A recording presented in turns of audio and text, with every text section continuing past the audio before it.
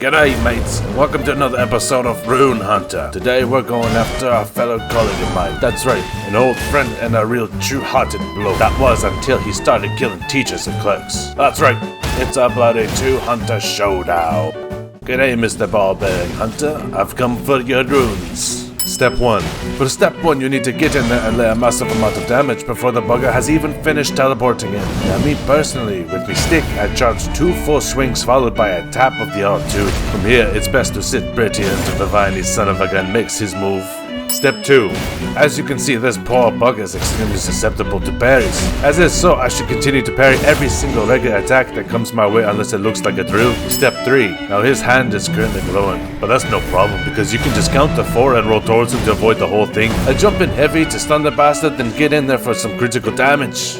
A little tip for ya, free of charge, is to wait 1 second after you pummeled him to the ground to follow up with a charged heavy, also free of charge. Now the trick I do is I wait until I can take 1 step forward. As soon as I've taken that step, I swing at him with all I've got. Mr. Bob-bearing Hunter requires 2 parries to put him into a vulnerable state. Also keep in mind that with any enemy, parry vulnerable states and stun locks are 2 different things. Meaning you can, and I do with this fight, juggle between the 2 to unleash your true potential as a Rune Hunter.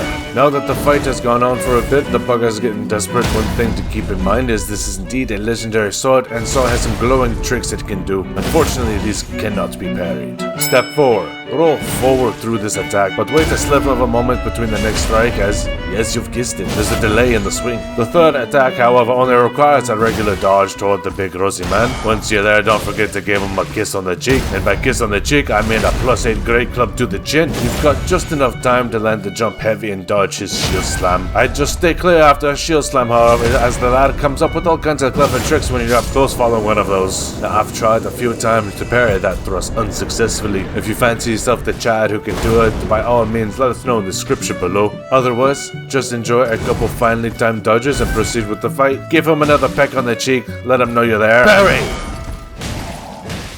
Parry! Goddamn, you're a resilient bastard.